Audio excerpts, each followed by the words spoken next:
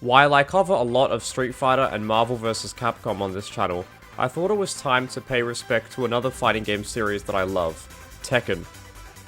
The King of Iron Fist tournament is the best-selling fighting game series of all time, having sold more copies than the aforementioned Street Fighter series, and with the most recent entry in the series selling over 8 million copies worldwide, Tekken has definitely proved itself to be among the top tier of fighting games. From its humble origins on the PS1 to Tekken 7 on the PS4 and other modern systems, the series has been going on for a very long time now as a multi-platform series.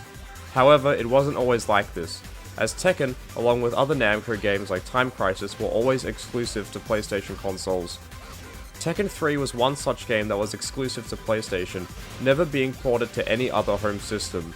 But in 2002, Namco Bandai decided that, after much fanfare, to release a Tekken game on a non-Sony system for the very first time. Not on the Xbox, not on the Dreamcast, not on the GameCube, and not on the PC, but on everybody's purple friend, the Game Boy Advance.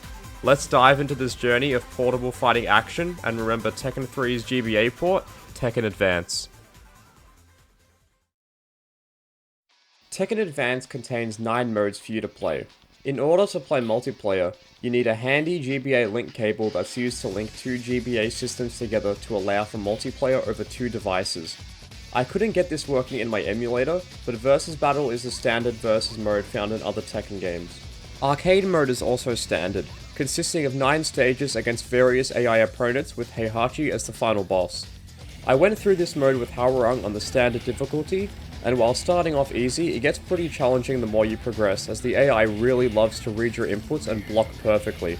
After beating Heihachi, you don't get an ending and are taken to the credits, where they show you the character usage rates and then it's back into the intro screen. Time attack is pretty much the same thing as arcade mode, but you get to see your time for each match at the end, and survival mode sees you fighting the AI opponents until you run out of life. Although these modes are all standard for a fighting game, the 3-on-3 tag modes are the truly interesting parts of the game, due to it being the only time a Tekken game has ever had teams of 3 instead of 2. The tag modes are just the regular modes but with more characters for you to play as, so it's a nice addition to have, and it gives Tekken Advance a unique feature that the other games don't have. You tag in and out with the L button on the GBA and it works pretty well. These modes provide you with a portable Tekken Tag Tournament, as well as a portable Tekken 3 with the regular one-on-one modes. There are 10 characters in the game: Xiaoyu, Yoshimitsu, Nina, Law, Gunjak, Hwoarang, Paul, King, and Jin, with Heihachi being unlocked once you beat arcade mode with the others.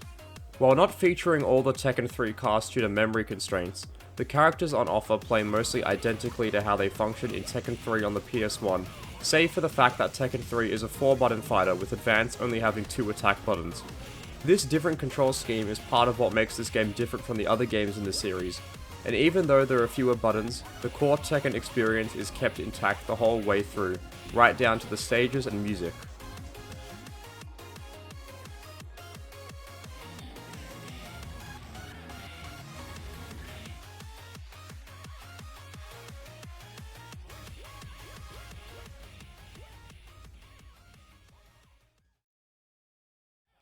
Portable fighting games are often tricky to get right, as you must bring the arcade and home experience onto a system with fewer buttons, a smaller screen, and less memory.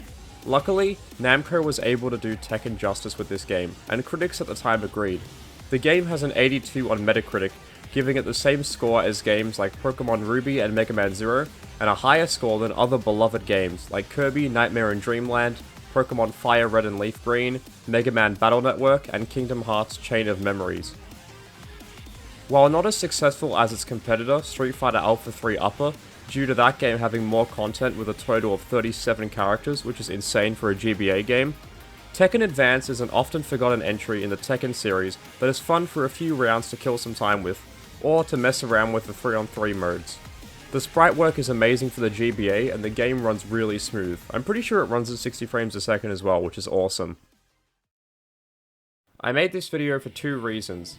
Firstly, I always talk about either Street Fighter or Marvel vs. Capcom on this channel, so I thought I'd branch out a bit and discuss another fighting series for a change. And secondly, portable fighting games are my jam, and I forgot this game existed until I was researching online for new video ideas in my spare time, so I decided to remind some of you about the game.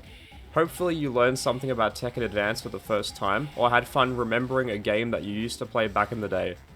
Thanks a lot for watching, and I'll see you in the next one.